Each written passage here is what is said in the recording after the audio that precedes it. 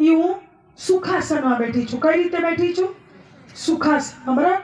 Position આપણી જ્ઞાન મુદ્રાની આ રીતે જોઈ લો. 3 આંગળીઓ આ રીતે, અંગૂઠો અને પહેલી આંગળી એ બેને ટેરવા ઉપર ગુજરાતીમાં કહું તો અડાડી દેવાના. અને આવી રીતના કમર પણ તમારી સીધી રહે. બરાબર. આમ નહીં, કમર એકદમ સ્ટ્રેટ સીધી.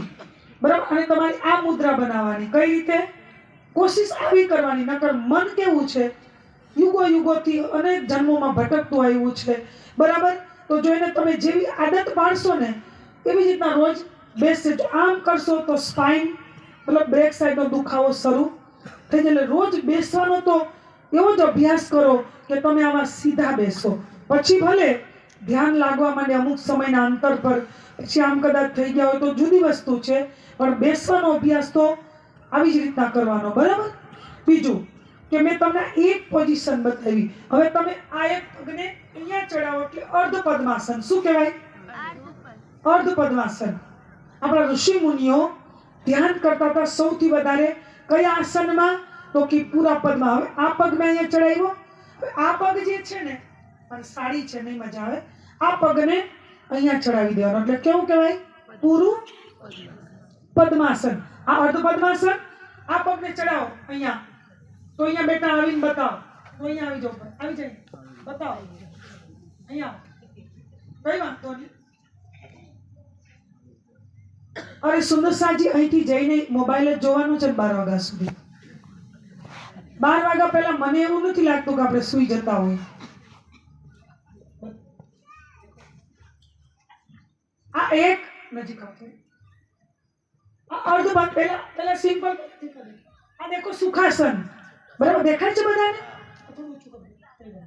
આ સુખાસન. તમને કદાચ ફ્રેક્ચર કે ડેમેજ પગ હોય તો તમે સુખાસન પોઝિશનમાં બેસી શકો. આ અર્ધ પદ્માસન. બરાબર. આમાં બેસો તો વધારે કમ્ફર્ટેબલ, તમે વધારે લાંબા ટાઈમ સુધી બેસી શકો. અહીંયા ચડે. આ પૂરું પદ્માસન. આ સ્થિતિ હવે તો સમત્વાસન, સરલાસન કઈ છે, પણ આપણે 3 જ આસનને જોઈએ. બરાબર. એક સુખાસન, બરાબર, અર્ધ પદ્માસન અથવા પદ્માસન. આમાંથી તમે પદ્માસનની સ્થિતિમાં બેસો એ પોઝિશનમાં તો તમે લાંબા ટાઈમ સુધી બેસી શકો. બરાબર. તો આ સ્થિતિમાં બેસી અને આ મુદ્રા બતાવો. આ રીતે સીધા સ્ટેટ. બરાબર. આ રીતે બેસવાનું. બીજું કે આપણે જ્યારે બેસવાનો પ્રારંભ કરીએ ત્યારે આપણે એક આસન ઊનનું બનાવવાનું. શેનું? ઊનનું. બરાબર. જેની અંદર સાત્વિકતા વધારે હોય. બરાબર. અને આસન કેવું? બહુ પતલું નહીં અને બહુ જાડું નહીં. જો બહુ જાડું બનાવશો તો શું થશે? બોડીનું વજન તમારી ઉપર જ રહેશે, પગ ઉપર. અને પાતળું બનાવશો તો તમારી ઘૂંટીમાં નીચે જમીન, ફર્શ કે ગાદીથી અંદર એરિયા નીચે સુધી ટચ થશે તો તમને થોડું લાગશે. તો ઘડી થતા બોડી આમ થશે, ઘડી થતા આમ થશે. બરાબર. તો એટલી 2-2.5 ઇંચની સાઈઝ. બરાબર. એવું એક ઊનનું આસન બનાવો તમારું. એવું જ એક સામે સદગુરુ સ્વરૂપ. સદગુરુ એટલે કોણ? કોઈ વ્યક્તિ નહીં. જે માન્ય પૂજ્ય સ્વામીજી છે તો તમે રાજન સ્વામી નામનું તન ન લ્યો, પણ એની અંદર જે પાવર કામ કરી, જે શક્તિ કે જેને અનુભૂતિ કરી છે, જે સાક્ષાત્કાર કર્યો છે, અહીંયા બેઠા બેઠા એને દિવ્ય પરમધામ ને પરમાત્માના યુગલ સ્વરૂપને મતલબ જોયા છે. માની લો કે ફોર એક્ઝામ્પલ તમે એવું વિચારો કે મેં જે ગુરુ પાસેથી દીક્ષા લીધી, જ્ઞાન લીધું, એને હું આમ સામે લઉં. એવું નહીં. એ ગુરુએ વૈકુંઠ ન જોયું હોય. હવે તમે એને એમ કહો, મતલબ અહીંથી મારે જવું છે ઇન્દોર. હવે હું તમને પૂછું, હવે તમે અહીંથી થાંગલાઈ ન જોયું હોય ઇન્દોર બતાવી શકો? ના બતાવી શકો ને. તો જેવા એવા સતગુરુ જે અનુભૂતિ સાક્ષાત્કારના સ્વરૂપ પર છે, બરાબર, એવા સદગુરુને માટે એક આસન સામે બિછાવો. જેવું આપણું છે એવું જ એનું. અને એવો ભાવ લ્યો કે એ સદગુરુ સ્વરૂપ તમે મારી આત્માને પરમધામ તરફ લઈ ચાલો. પણ જે આસનમાં તમે બેઠા એ આસન નહીં સેવા પૂજામાં પ્રયોગ કરવાનો ધ્યાનથી, નહીં જમવામાં પ્રયોગ કરવાનું, નહીં વાણી વાંચનમાં પ્રયોગ કરવાનું, A to Z કોઈ પણ રૂપમાં પ્રયોગ કરવાનું નહીં. તમે ધ્યાન કરી લીધું, બે આસનને ફોલ્ડ કરી પાછા મૂકી દેવાના. બીજું કે તમે જે જગ્યા પર આજે બેસવાનો પ્રારંભ કર્યો એ મંદિરની સામે બેસવું, મૂર્તિની કે ફોટાની કે વાણીની સામે બેસવું એવું જરૂરી નથી. શું કામ? કે તમારે બંધ આંખ કરીને ધ્યાન કરવાનું છે. તો ઘરના કોઈ એકાંત ખૂણામાં એકાંત એવું સ્થાન નિશ્ચિત કરો કે જ્યાં કોઈ લોકોની અવર જવર ન હોય, શોર ન હોય, એવું એકાદ જગ્યા નિશ્ચિત કરી લ્યો. અને જે જગ્યા પર રોજ બેસો છો એ જ જગ્યા પર રોજ બેસો. શું કામ? કે અહીંયા તમારા વાઇબ્રેશન, એક ઓરા એકત્રિત થશે. તમે આજે અહીંયા બેઠા, કાલ વહાં બેઠા, એમ નહીં. એક સ્થાન નિશ્ચિત રાખો. આસન બી એ જ રાખો, એની પર કોઈ બીજો પ્રયોગ નહીં. બરાબર? એટલું સમજી ગયા? હવે તમે આ પોઝિશનમાં બેસી પણ ગયા, મેં તમને આસન પણ કહી દીધા.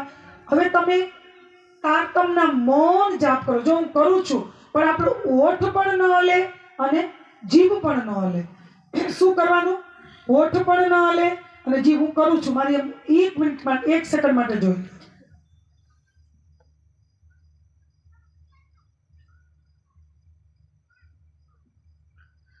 હું કરતી હતી પણ તમને ખબર અંદરથી થવા જોઈએ. કેવી રીતના? હોઠ જીભથી નહીં, અંદરથી જાપ થવા જોઈએ. 1 વાર, 2 વાર, 3 વાર, બરાબર? વધીને 5. ત્યાં સુધી બુદ્ધિને ચાલુ રાખો, પછી બુદ્ધિને કિનારે કરી દો. જો કન્ટિન્યુ બુદ્ધિનું જ્ઞાન ચાલુ રહેશે, રટું રટાયું, તો તમારું મન એકાગ્ર થશે નહીં. બરાબર? પછી મૌન જાપ કરતા કરતા તમારી સુરતાને, તમારી અંદરથી આત્માને, બરાબર, જાપ કરતા કરતા સીધી જ ક્યાં લઈ જાઓ? ઘુમરજીની અંદર પન્ના. કદાચ ચલો એ છોડાય, બીજી આત્માઓ પણ હશે. સીધા જ તમે એવો ભાવ લઈ લો કે હે સતગુરુ, તમે મારી સામેના આસન પર વિરાજમાન છો ને, તો તમે એના ચરણોમાં પ્રણામ કરી, ઝૂકવાનું નહીં, અંદરથી કે હે સતગુરુ, તમે મારી આત્માને દિવ્ય પરમધામ તરફ લઈ ચાલો. એવો અંદરથી ભાવ લેવાનો. પછી બીજી જ ક્ષણે એવો ભાવ લ્યો કે સતગુરુ, મારી આત્માને પરમધામ તરફ લઈ જઈ રહ્યા છે. હવે બે વાત છે. જે સુંદર સાથ હોય, જેને પરમ પર અહીંયા પન્ના જોયું છે, એ એવો ભાવ લ્યો કે તારતમના જાપ કરતા કરતા હું ક્યાં પહોંચી ગઈ પગજીભાઈ? પન્નાની અંદર, જ્યાં મૂળ વાણી પધરાવેલી છે, ત્યાં મેં હૃદયના ભાવથી પ્રણામ કર્યા. બેઠા છો, આમ ઝૂકવાનું નહીં, હૃદયના ભાવથી. પછી નીચે સેલરમાં ઝૂલા ઉપર નૂરી સ્વરૂપ શ્રીજીનું બિરાજમાન છે, ત્યાં પણ મેં પ્રણામ કર્યા. અને પછી સદગુરુ સ્વરૂપ મારી આસનની સામે બિરાજમાન છે ને પ્રણામ કરી અને મેં એવો ભાવ લઈને કીધું સદગુરુને કે મારી આત્માને પરમધામ તરફ લઈ ચલો. હવે મારા સદગુરુ સ્વરૂપની શક્તિ, જોશની શક્તિ જે સામે બિચાયું, એ ભાવ લીધો. એ શક્તિ આપણી આત્માને ક્યાં લઈ જઈ રહી છે? પરમ. તો હવે સીધો જ ભાવ લેવાનો કે મેં 14 લોક અષ્ટાવરણ યુક્ત નિરાકાર નારાયણને પાર કરી હું બેહદમાં પહોંચી, જ્યાં અખંડ બ્રજરાસની લીલાઓ થઈ રહી છે. એને મારી આત્મા અંદરથી નિહારી રહી છે વાર અને હું મારા ધામ દિલમાં અખંડ કરી રહી છું એ સંપૂર્ણ શોભાને.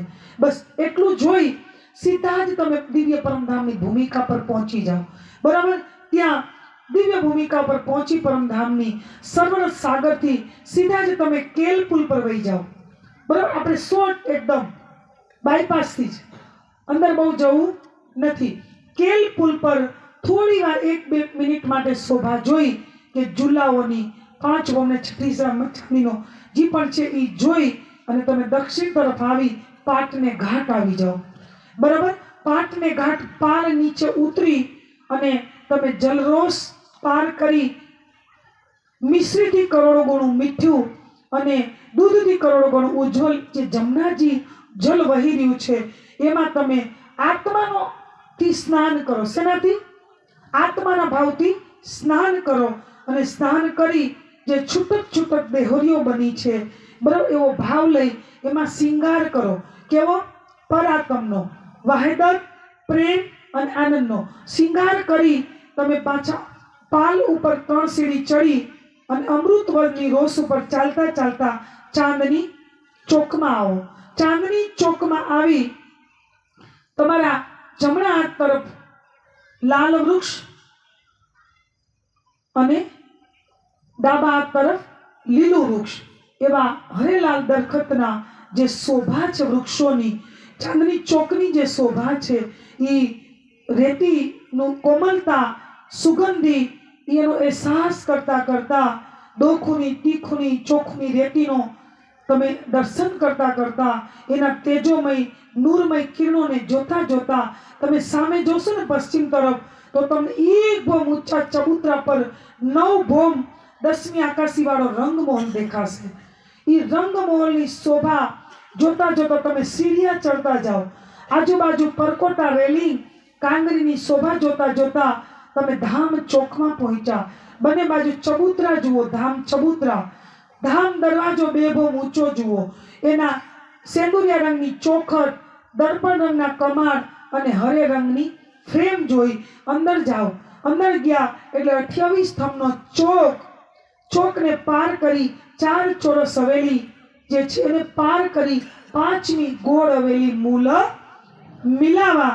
એમાં બહાર જે થંભોની 64 થંભો તમારે ગણવા નથી, એમાં મધ્યમાં જે દરવાજો છે 5 એટલે લીલા રંગનો, આજુબાજુ નીલવીના થંભો અને ખાંચાના કઈ રંગોના થંભો જોતા જોતા અંદર ગયા. એક મંદિરની જગ્યામાં ચાલ્યા, એક મંદિરની હાર પાર કરી, फिर एक मंदिर चाला, फिर एक थंभनी हार आई, फिर ये पार करी, फिर આગળ ચાલ્યા એક મંદિરની જગ્યામાં તો કમર પર ઊંચો ચબૂતરો, એની ચારે બાજુ 3-3 સીડી અને કમર પર કિનાર પર પાછી થંભોની હાર, એમાં કંચન રંગનો કઠેડો અને ત્યાર પછી એને તકિયા લાગેલા. શું લાગેલું છે?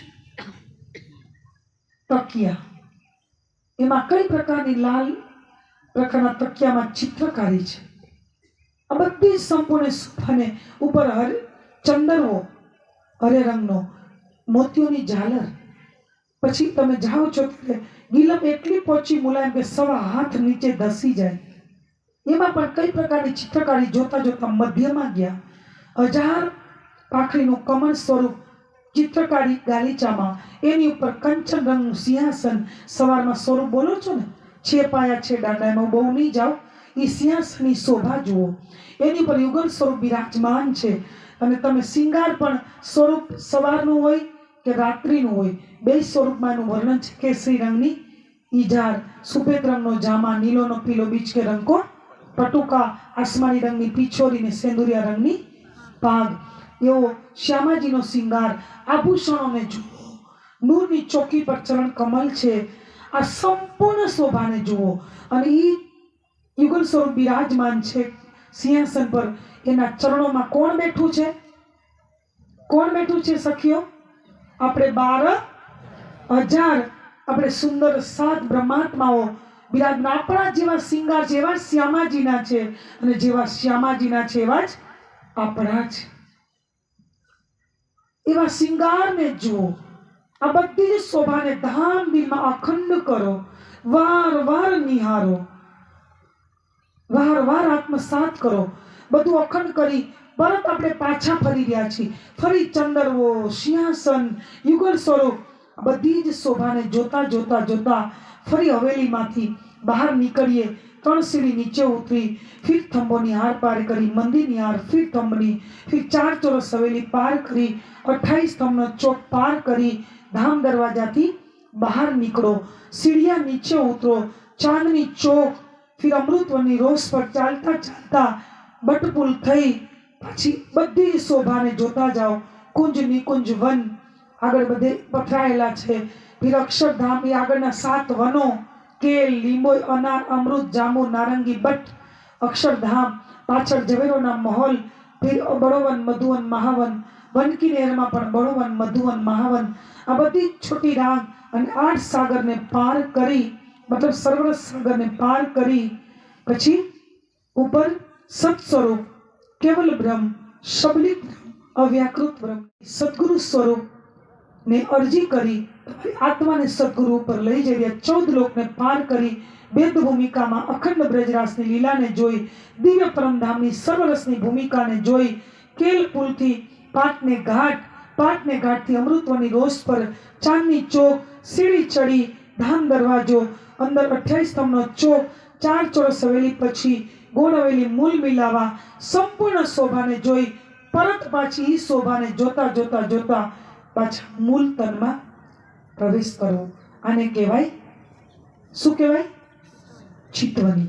પણ કેવી રીતના? આ તો મેં તમને પ્રક્રિયા શીખાવી, કરાવી નથી. પણ તમારે એકદમ ધીરે ધીરે, ભલે 15 મિનિટથી ચાલુ કરો, પણ બધા આજ સંકલ્પ લઈ લ્યો. અહીંયા રાજ્યની સમક્ષ, મારી નહીં, વાણીની સમક્ષ સંકલ્પ લ્યો કે કાલ સવારે જ હું 5 વાગે, આમ તો બ્રહ્મ મુહૂર્ત તો 3 થી 6 વાગ્યા સુધી કહેવાય, પણ કદાચ વાંધો નહીં, હજી પ્રારંભમાં તમે 5 વાગે ઉઠો, ચલો 6 વાગે પણ ઉઠી કાલથી આજ સંકલ્પ લઈને જાઓ કે અમે 15 મિનિટ મારી આત્માના કલ્યાણ માટે હું ચિત્તવની પ્રારંભ જે કરો છો એના માટે તો પ્રશ્ન જ નથી, પણ નથી કરતા એટલા બધા જ બહેનો અને મારા ભાઈઓ, પિતા સમાન જે પણ હોય તે બધા સંકલ્પ કરો કે કાલ સવારથી હું ધ્યાન ચિત્તવની મારી પ્રારંભ કરી દઈશ. તો આનાથી તમને 2 લાભ થશે કે એક માનસિક શાંતિ પણ મળશે.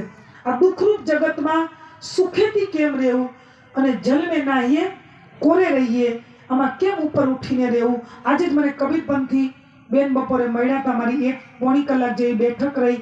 એને મને એક જ પ્રશ્ન કર્યો કે આ દુઃખરૂપી જગતમાં માયાથી પર કેમ રહેવું અને પરમાત્માને કેમ પ્રાપ્ત કરવા.